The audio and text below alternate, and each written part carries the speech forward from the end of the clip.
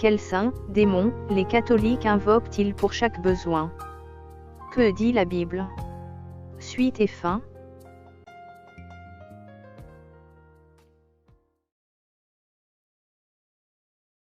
Dans la vidéo précédente, nous avons vu les noms de quelques saints que les catholiques invoquent quand ils ont des besoins.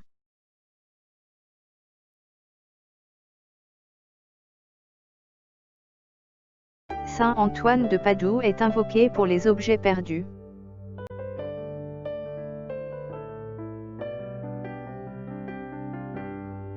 Saint Archange Raphaël est invoqué pour apporter le bien-être sur la terre et la guérison.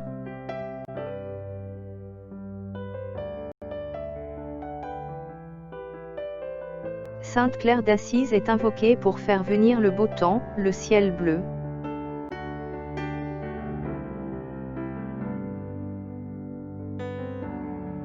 Saint Joseph est invoqué pour l'épanouissement dans le travail.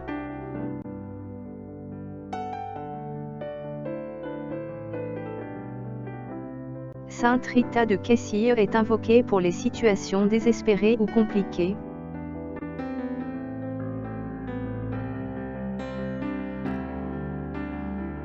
Saint Thomas More est invoqué par ceux qui souhaitent s'engager en politique.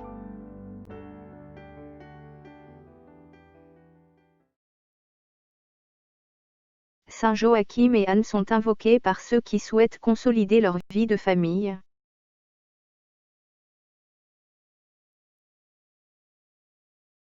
Au sein du catholicisme, il y a beaucoup d'autres saints que les catholiques invoquent quand ils ont des besoins. Nous pouvons par exemple citer Sainte Catherine d'Alexandrie. Reconnaissable à une roue brisée, elle est la protectrice des étudiants, des philosophes chrétiens, des orateurs et des avocats. Sainte Cécile de Rome. Invoquée pour les maladies des yeux. Saint Charles de Foucauld. Invoqué pour faire face aux doutes. Saint Christophe.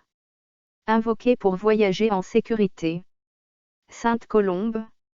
Invoquée à Paulmy, en Touraine, pour lutter contre les fièvres. Saint Côme et Damien. Invoqué pour l'accompagnement des malades. Saint Cyriaque et ses compagnons. Invoqué contre les maux de tête et les possessions démoniaques, d'après Église de Corse en prière, évêché d'Ajaccio. Sainte Anne-Mérantienne. Invoqué pour les maux de ventre. Saint EPN. Au lieu-dit Taillé, un pèlerinage a lieu le dernier dimanche d'octobre ou lors d'une longue période de sécheresse dans l'espoir d'obtenir la pluie. Saint Expédie.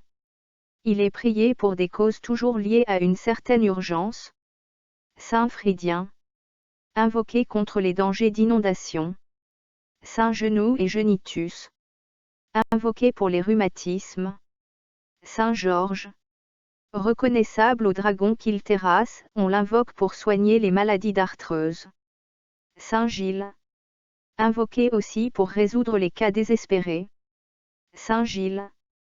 Invoqué pour les maux de ventre et les peurs des enfants. Saint Gomer. Il est invoqué pour la réconciliation des couples en difficulté. Saint Guy. Protecteur des épileptiques.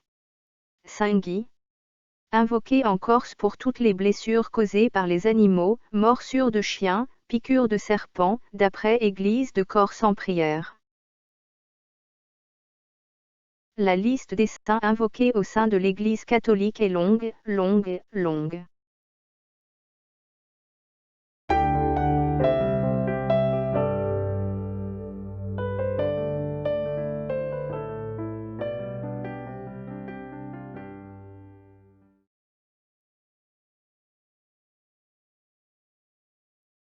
Les catholiques semblent oublier que les saints qu'il invoque sont des hommes et des femmes décédés, c'est-à-dire qu'ils sont morts.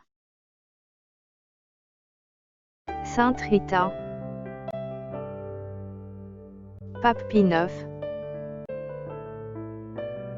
Les grottes vaticanes et la nécropole papale.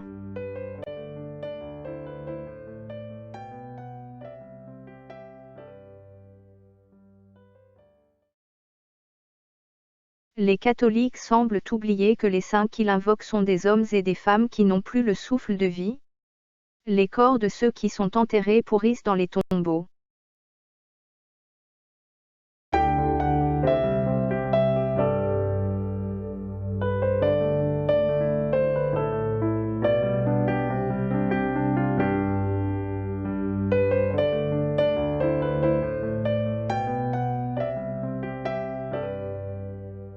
Voici nos questions aux fidèles catholiques qui sont encore noyés, qui sont complètement perdus dans les mensonges, faussetés et dérives du catholicisme. Pourquoi le pape et vos prêtres catholiques ne vous révèlent-ils pas que ces hommes et femmes que vous prenez pour des saints sont en réalité des démons venus du monde des ténèbres?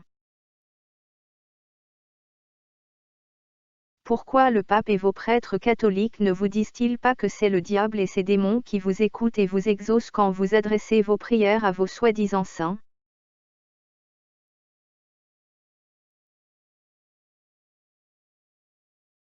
Avant d'invoquer aveuglement et naïvement vos soi-disant saints qui sont en réalité des démons, pourquoi ne prenez-vous pas le temps d'ouvrir vos Bibles pour lire les Écritures?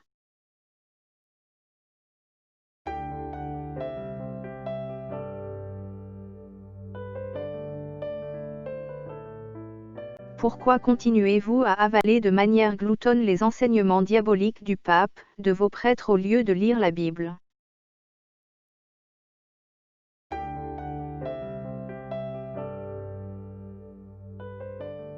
Pourquoi n'ouvrez-vous pas vos Bibles pour vérifier si ce que l'Église catholique vous enseigne est la vérité?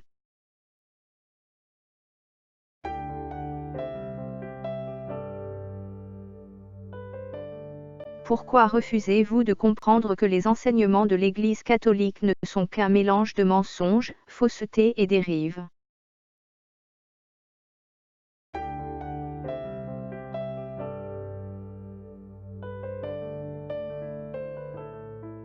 Vous avalez les mensonges, faussetés et dérives du catholicisme, mais n'avez-vous aucune soif du salut éternel? Préférez-vous passer votre éternité dans l'étang ardent de feu et de soufre, dans la souffrance éternelle?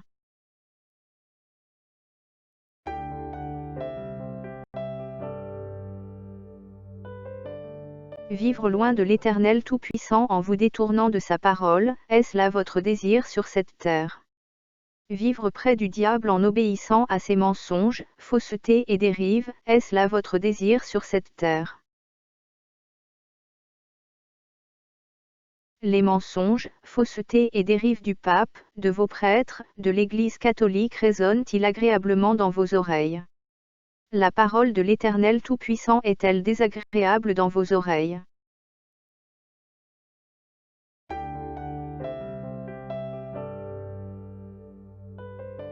Fidèles catholiques, jusqu'à quand resterez-vous ignorants et aveugles? Jusqu'à quand manquerez-vous d'amour pour la parole de l'Éternel Tout-Puissant qui est la seule vérité?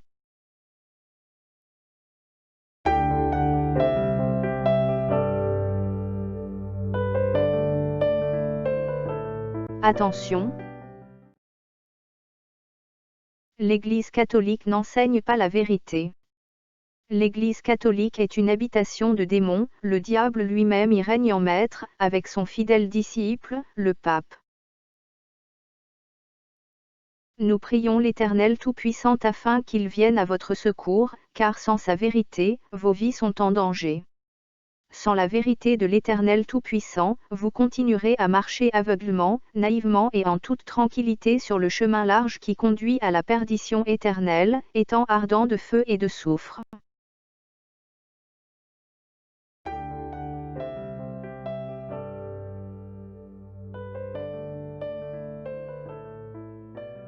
Ouvrons la Bible et lisons la parole de vérité qui illumine les cœurs et ouvre les yeux et les oreilles de tous ceux qui ont soif de connaissance.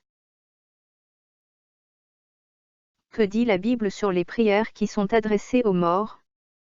Que dit la Bible sur ceux qui se tournent vers les morts pour leur adresser des prières? Lévitique chapitre 20 verset 6. Si quelqu'un s'adresse aux morts et aux esprits pour se prostituer après eux, je tournerai ma face contre cet homme. Fidèles catholiques, ne vous adressez-vous pas aux morts quand vous élevez des prières en citant vos saints morts? Vos soi-disant saints ne sont-ils pas déjà morts? Antoine de Padoue n'est-il pas mort? Claire d'Assise, 1193 à 1253, n'est-elle pas morte? Joseph, 1er siècle, n'est-il pas mort? Rita de Kessire, 1381 à 1457, n'est-elle pas morte?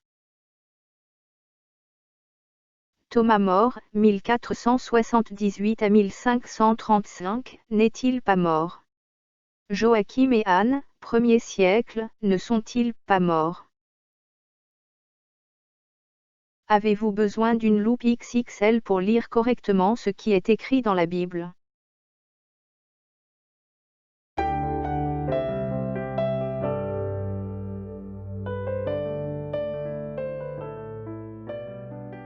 Ecclésiaste chapitre 9, versets 4 à 6. Pour tous ceux qui vivent il y a de l'espérance, et même un chien vivant vaut mieux qu'un lion mort. Les vivants, en effet, savent qu'ils mourront, mais les morts ne savent rien, et il n'y a pour eux plus de salaire, puisque leur mémoire est oubliée. Et leur amour, et leur haine, et leur envie, ont déjà péri, et ils n'auront plus jamais aucune part à tout ce qui se fait sous le soleil. Deutéronome chapitre 18, versets 10 à 12. Qu'on ne trouve chez toi personne qui fasse passer son fils ou sa fille par le feu, personne qui exerce le métier de devin, d'astrologue, d'augure, de magicien, d'enchanteur, personne qui consulte ceux qui évoquent les esprits ou disent la bonne aventure, personne qui interroge les morts. Car quiconque fait ces choses est en abomination à l'Éternel. 1 Chronique chapitre 10, versets 13 à 14. Saül mourut parce qu'il se rendit coupable d'infidélité envers l'Éternel, dont il n'observa point la parole, et parce qu'il interrogea et consulta ceux qui évoquent les morts. Il ne consulta point l'Éternel. Alors l'Éternel le fit mourir, et transféra la royauté à David, fils d'Isaïe.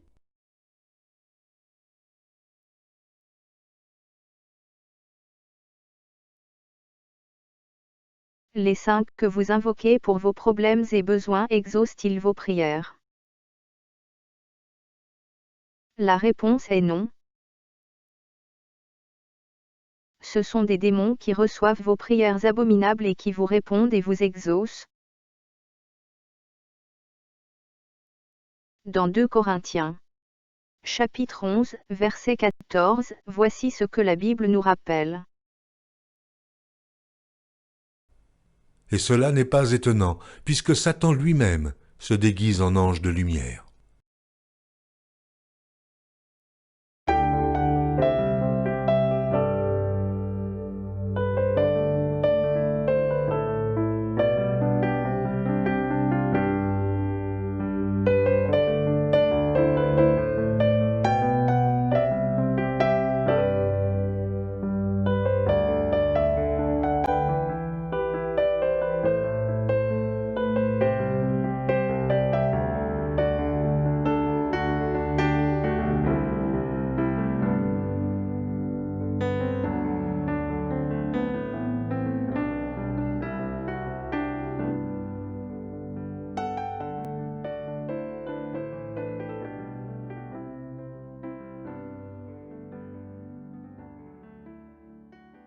Les saints morts peuvent-ils intercéder pour les vivants? Peuvent-ils intercéder auprès de l'Éternel Tout-Puissant en faveur de tous ceux qui leur adressent des prières? La réponse est non.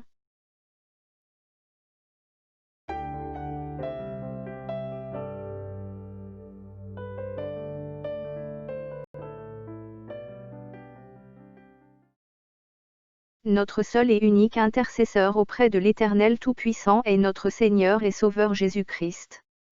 Même la Vierge Marie ne peut intercéder pour un vivant. Rappelons que la Vierge Marie catholique est un démon.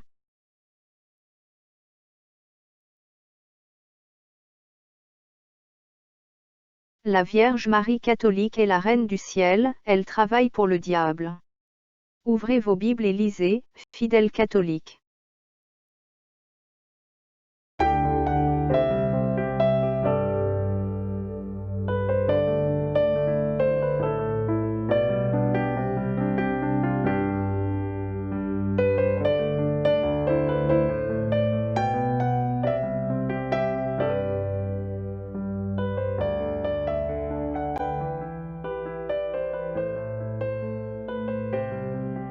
Attention! Invoquer les morts n'est pas une pratique religieuse biblique. Fidèles catholiques, si vous avez soif de la vérité, si votre objectif sur la terre n'est pas de préparer votre destinée pour l'étang ardent de feu et de soufre, n'invoquez plus des soi-disant saints. Ils sont morts. Ils ne font plus partie du monde des vivants, ils ne peuvent plus agir sur cette terre. Mais, les démons eux agissent tous les jours sur cette terre. Et c'est eux qui se déguisent en vos soi-disant saints. La Bible ne dit-elle pas que le diable se déguise en ange de lumière? Tournez-vous vers l'Éternel Tout-Puissant car, lui seul a le pouvoir de résoudre vos problèmes et de répondre à vos besoins. Et si le pape, vos prêtres et consorts vous demandent d'adresser des prières aux saints catholiques, de les invoquer, si l'Église catholique vous encourage à invoquer les saints quand vous priez, dites très haut et fort. Attention!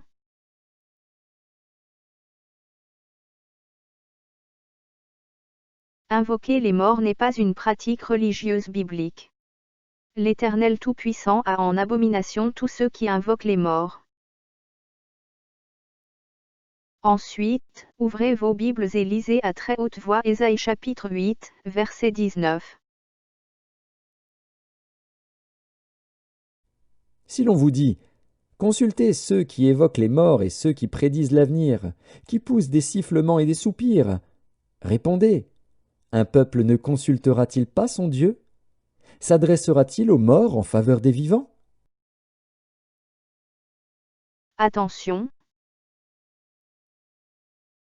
L'Église catholique est une habitation du diable et de ses démons. L'Église catholique est infestée d'idoles et de statues, choses abominables aux yeux de l'Éternel Tout-Puissant. Sortez de l'Église catholique, n'avalez plus ses mensonges, faussetés et dérives.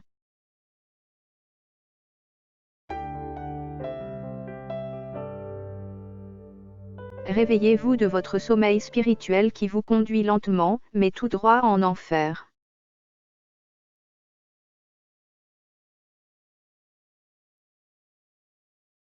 Que les catholiques qui ont des oreilles pour entendre entendent. Que celui qui a des oreilles pour entendre, entende. Le Seigneur Jésus-Christ revient très bientôt. Voici, je viens bientôt, et ma rétribution est avec moi, pour rendre à chacun selon ce qu'est son œuvre. Je suis l'alpha et l'oméga, le premier et le dernier, le commencement et la fin. Heureux ceux qui lavent leurs robes, afin d'avoir droit à l'arbre de vie, et d'entrer par les portes dans la ville.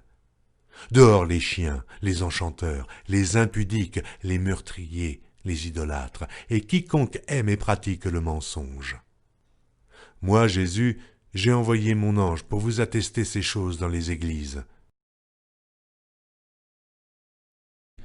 Prenez garde que personne ne vous séduise. Plusieurs faux prophètes s'élèveront et ils séduiront beaucoup de gens. Je dis cela afin que personne ne vous trompe par des discours séduisants. Mais les hommes méchants et imposteurs avanceront toujours plus dans le mal, égarant les autres et égarés eux-mêmes. Écoutons la fin du discours, crains Dieu et observe ses commandements. C'est là ce que doit faire tout homme. Car Dieu amènera toute œuvre en jugement, au sujet de tout ce qui est caché, soit bien, soit mal. Si vous demeurez dans ma parole, vous êtes vraiment mes disciples. Vous connaîtrez la vérité, et la vérité vous affranchira. Jean, chapitre 8, verset 32.